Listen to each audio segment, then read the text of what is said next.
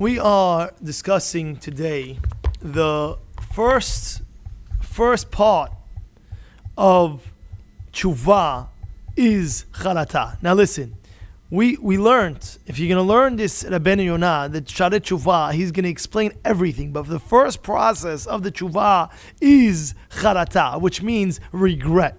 Now, he writes over here, he says, Yavin levavo, you should understand, if you sinned, it is so bitter and it's so terrible and it's a disaster to go against God, to go against your Creator who gave you everything, who gave you physical life, and to go spit in His face, to go sin. This you have to understand first. It is disgusting, it is despicable, and that should automatically make you regret any sin that you have done right away. Think about it. He gave you everything. He gave you life. He could have created you in anything He wanted. He could have created you even to a cat, a bird. He could have done it. Hashem could have done it. He could have done it. But Hashem said, I want to create you like a human being. And therefore, how do we have the audacity to go against His command? This is the first thing we have to understand. How did I go against my God? How did I go against my Creator? What did I do? How did I have that chutzpah, that arrogance, it has to burn within. Now, he says, furthermore, yesh onesh, there's a punishment, al avon. Don't think, oh yeah, the guy sinned, he's out, and this and that. It's a consequence. There's a consequence. Every sin has its consequence. Don't think, oh yeah, the guy is off the hook, He did this, he did that. Oh, you see, nothing's happening to him. Don't think that there's no punishment. There's a very strong punishment. It's huge punishment. Don't worry. Hashem says, patience. I'm patient on you to hopefully you'll be able to have your right mind on tack this time and come back to me to make that teshuvah, to improve yourself, to wipe that sin out. It says, you have to regret any bad deed. You have to say, Ma asiti, what did I do? What kind of fool I was? How did I do that? What was I even thinking? What? It has to irk you, it has to bother you. And if you think about it deeply, there's not one sin in the world. There's not one sin in the world that's worth it. There's not one sin. Every sin lasts for a moment, a little bit, and then what? After 120, they have the book. I know this is scary, but it's true. They have the book, and this sin, that sin, that sin. Therefore, you have to make teshuvah now. As soon as you hit teshuvah now, look back and think and cry and regret and feel bad. What did I do? Hashem, I don't want to get punished. I don't want to do it. I don't want to this. I don't want to that. And Bezrat Hashem, for teshuvah, you wipe out the sin. But therefore, it's a process. We have to know how to clean it out. It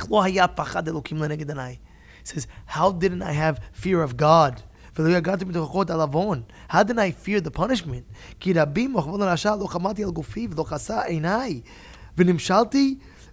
He says, what? For one moment of pleasure? For one moment of pleasure? For one moment of pleasure, you couldn't control yourself for one moment of pleasure? That's the avon that you did? Is it worth it for one moment of pleasure? 10 minutes of whatever it is. A little bit of pleasure is worth it. It's not worth it. ונמשלתי לאיש שיגזור חמאס ויאכל ויסבע ויודע כי אחרי אוכלו ואחרי שתייתו יגרס השופט בחצת שיניו. He says, ודע הרע מזאת כי הייתי הנפש יקרא עזרי דמעת גולי יצרי ומה הועיל לבעל יקנה מרעה בעיני אדוניה. He says, what gain did you get if it went against your Creator? What gain did you get if it went against your Creator? You have to understand, one of the biggest pleasures of this world is getting close to Hashem. It's the biggest pleasure you could have in this world. And anything against that, it's the worst pain and sorrow. It really is. Going against the God that created you, that did everything for you, that made you healthy all these years, that gave you everything up to this point, that actually, it does everything for us. And how do you have the audacity? How do you have it? Again, we know you have Yetzirah, we know that, all that.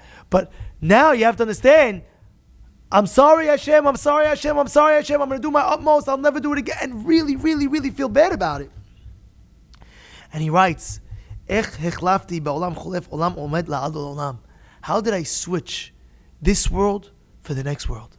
This world is only max 120 years.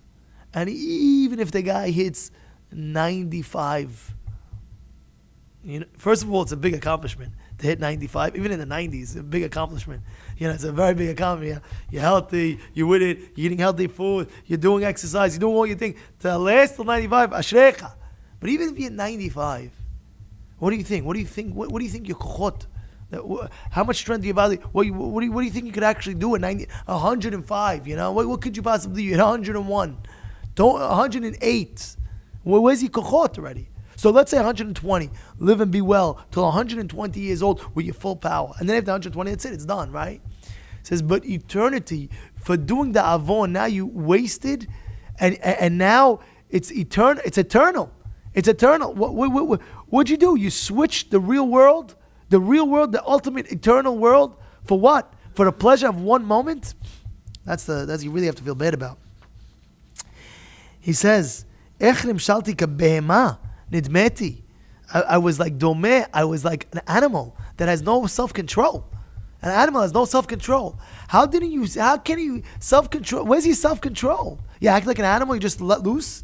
והלכתי אחרי אצלי כסוס כבד אין אבין, והנה בורא נפח באפי נשמת חיים חכמי לב וטובת שכל, להכירו ליה, בדבר משול בגוף כל דעותיו. He says Hashem planted in you a neshama, a soul from above, that's beyond anything that you can imagine. And like the Metzlei Yeshanim taught us that whatever you give it in a physical level will never be happy.